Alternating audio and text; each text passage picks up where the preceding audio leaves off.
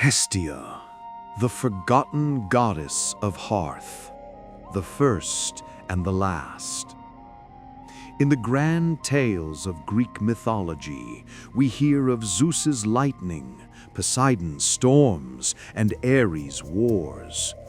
But there is one Olympian who is often silent, often missing from the statues and the stories. Her name is Hestia.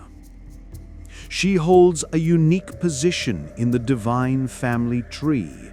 She is both the oldest and the youngest of the Olympians. How is this possible?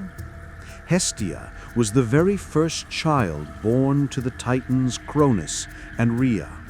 She was the first to be swallowed by her father, who feared his children would overthrow him. She spent her entire childhood trapped in the darkness of his stomach. When Zeus finally forced Cronus to vomit up his children, the order was reversed. The stone came out first, followed by Poseidon, Hades, Hera, Demeter, and finally Hestia.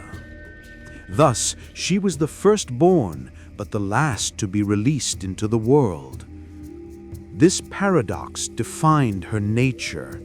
She represented the beginning and the end. In every Greek banquet, the first offering of food and wine was given to Hestia, and the last offering was also given to Hestia. She was the Alpha and the Omega of the home, the vow of peace. Upon her release, Hestia found herself in a universe preparing for war. Her brothers Zeus, Hades, and Poseidon were gearing up for the Titanomachy, the 10-year battle against the Titans. But Hestia did not fight. While the cosmos shook and mountains crumbled, she tended the fire. She created a center of calm in the middle of chaos. After the war was won, beauty became a problem. Hestia was kind, gentle, and radiant with a quiet grace. Both Poseidon and Apollo sought her hand in marriage. A conflict threatened to break out between the uncle and the nephew, risking the peace of the newly established Olympus. Hestia, hating conflict, made a solemn vow. She went to Zeus, touched his head, and swore by the river Styx that she would remain a virgin forever.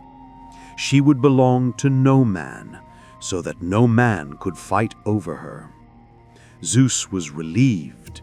He granted her a high honor. Instead of marriage, she would sit in the center of the house. She would receive the richest portion of every sacrifice. She became the keeper of the hearth, the sacred fire that burns in the center of every home and every temple. The fire of civilization. To understand Hestia's power, we must understand what the hearth meant to the ancients. It wasn't just a fireplace, it was life. In a world without electricity, the fire was the source of heat, light, and cooked food. If the fire went out, the family was in danger. The hearth was the sanctuary. A stranger fleeing from enemies could run into a stranger's house and sit by the hearth. By law, they were under Hestia's protection and could not be harmed. Every city-state in Greece had a prytaneum, a public hearth dedicated to Hestia. Here, a sacred fire burned perpetually, never allowed to die out. When a colony set out to found a new city, they would carry coals from the mother city's hearth to light the fire in their new home. This fire connected all Greeks, no matter how far they traveled. Hestia had no physical adventures because she could not leave. If she left, the fire would go out. She was the static center of a moving world. While Hermes traveled the roads and Poseidon traveled the seas, Hestia stayed home. The goddess who stepped aside. Perhaps the most defining story of Hestia is a story of absence. There are traditionally 12 Olympians, but the list of names changes. Sometimes it includes Hestia, sometimes it includes Dionysus. There is a legend, though rarely written down, it is strongly implied that when Dionysus, the god of wine, arrived on Olympus, there were no thrones left. The hall was full. A conflict was inevitable. Would the new god have to fight for a seat? Would civil war break out again?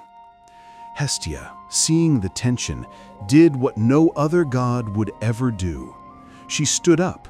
She quietly stepped down from her golden throne and offered it to Dionysus. She chose to sit by the fire, on a simple wooden stool, or on the floor, tending the flames. She gave up her status to keep the peace.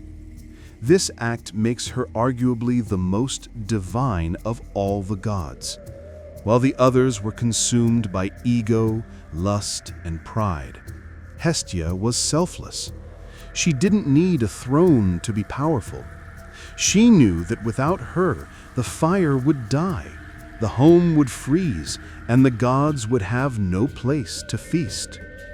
She is the forgotten goddess not because she was weak, but because she was the only one who didn't demand attention. She is the silent warmth in the room, the feeling of safety, and the quiet heart of the family.